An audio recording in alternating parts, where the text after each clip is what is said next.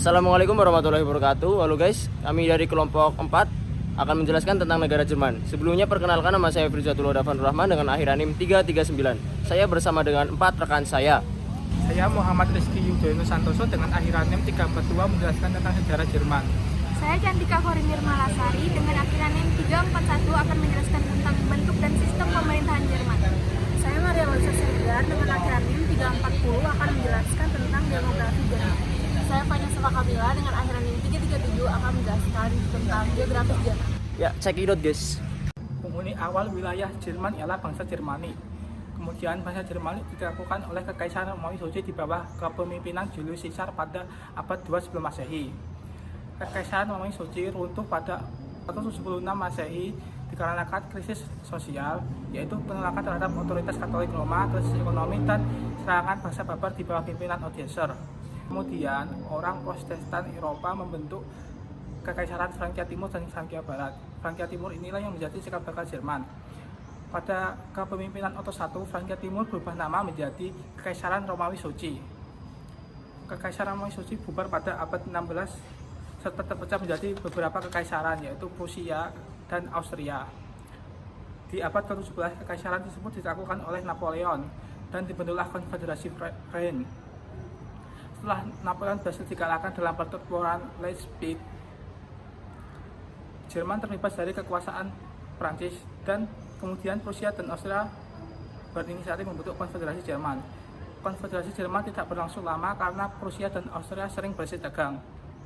Pada 1866, Konfederasi Jerman runtuh dan bangsa Jerman terpecah menjadi dua, yaitu Konfederasi Jerman Utara dan Kekaisaran Austria-Hungaria. Konfederasi Jerman Utara inilah yang menjadi cikal bakal Kekaisaran Jerman. Jerman dan aliansinya pada Perang Dunia Pertama mengalami kekalahan dan dituntut untuk membayar ganti rugi atau kebijakan reparation, sehingga membuat invasi yang berakibat revolusi 1918. Dengan runtuhnya kekaisaran menjadi Republik Weimar. Orator yang berhasil membangkitkan rakyat Jerman dari keterpurukan ialah Adolf Hitler dengan partainya Nazi. Di masa ini, Jerman melakukan militerisasi besar-besaran. Perang Dunia II meletus ketika Jerman mulai menginvasi Polandia yang termasuk dalam pengawasan Liga Bangsa-Bangsa pada 1 September 1939. Inggris dan Prancis kemudian mendeklarasikan perang kepada Jerman dan diikuti peperangan Blok Poros dan Blok Sekutu lainnya. Kekalahan Blok Poros pada Perang Dunia Kedua mengakibatkan penyerahan wilayah Jerman kepada 4 negara pemenang Perang Dunia Kedua, sehingga Jerman terpecah menjadi dua, yaitu Jerman Barat dan Jerman Timur. Perpecahan ini ditandai dengan dibangunnya tembok Berlin yang menjadi simbol perang dingin juga. Reunifikasi Jerman Barat dan Jerman Timur terjadi ketika Uni Soviet runtuh. Jerman Timur memutuskan melebur ke Jerman Barat, dan pada 3 Oktober 1990 Jerman Timur resmi bubar. Dari sejarah panjang tersebut terbentuklah negara Jerman modern yang kita kenal saat ini.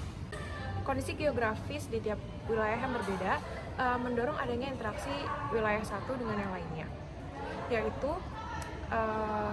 misalnya ada perdagangan antar pulau, antar negara, dan juga kegiatan lainnya. Secara astronomis, negara Jerman terletak pada 47 derajat lintang utara sampai 55 derajat lintang utara dan 6 derajat bentang timur sampai 15 derajat bentang timur.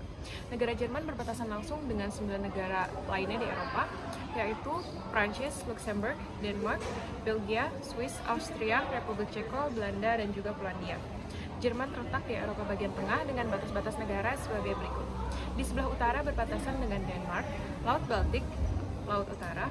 Di sebelah timur berbatasan dengan Polandia dan Republik Ceko. Di sebelah selatan berbatasan dengan Austria dan Swiss. Di sebelah barat berbatasan dengan Prancis, Belgia, Luxembourg, dan juga Belanda. Dengan batas-batas negara yang sudah saya sebutkan, di Jerman terdapat beberapa sungai, yaitu di sebelah barat dan barat daya terdapat sungai Rhine yang merupakan sungai terpanjang di Jerman. Kemudian di sebelah timur terdapat sungai Elbe yang mengalir sepanjang 725 km yang bermuara ke laut utara, dan terdapat sungai Donau yang mengalir hingga ke Eropa Tenggara. Jerman meliputi berbagai bentang alam, diantaranya pegunungan tinggi dan terjal di selatan, dataran berpasir di utara, perbukitan berhutan di bagian barat kota, dan juga dataran pertanian di timur. Kemudian, letak geografis yang sangat strategis ini juga menjadi keuntungan karena Jerman dapat mendistribusikan hasil produksinya ke berbagai negara Eropa dengan lebih mudah dan lebih murah.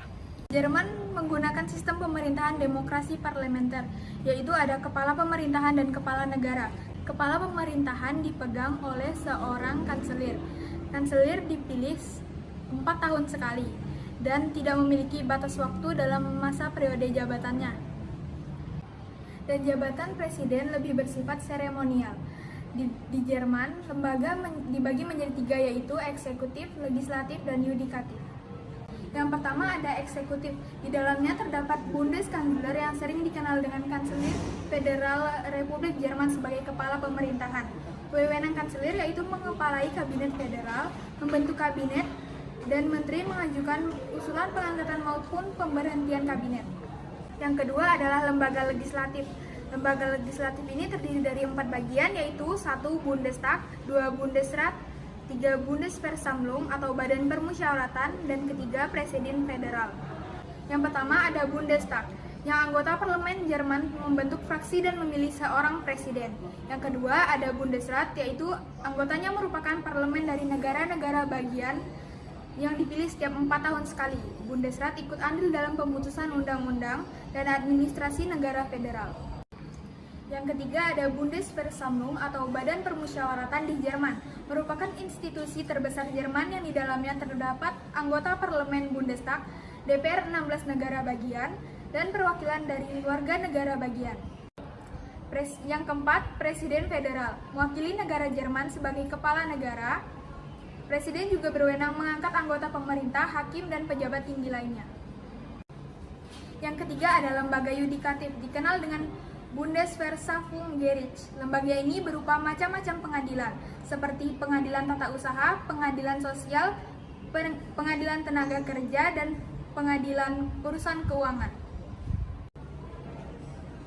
Yang ketiga ada lembaga yudikatif, dikenal dengan Bundesverfassungsgericht. Lembaga ini berupa macam-macam pengadilan, yaitu pengadilan umum, pengadilan tenaga kerja, pengadilan tata usaha, pengadilan sosial, dan pengadilan urusan keuangan.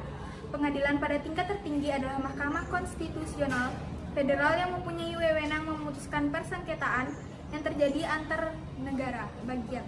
Demografi Jerman dimonitori oleh Kantor Statistik Federal Jerman. Pada tahun 2019, jumlah penduduk Jerman itu mencapai 83,3 juta. Dan pada tahun 2020, jumlah penduduk Jerman itu mencapai 83,9 juta. Nah, dan pada tahun 2021, untuk pertama kalinya setelah kenaikan konsisten, penduduk Jerman berkurang sekitar 12.000.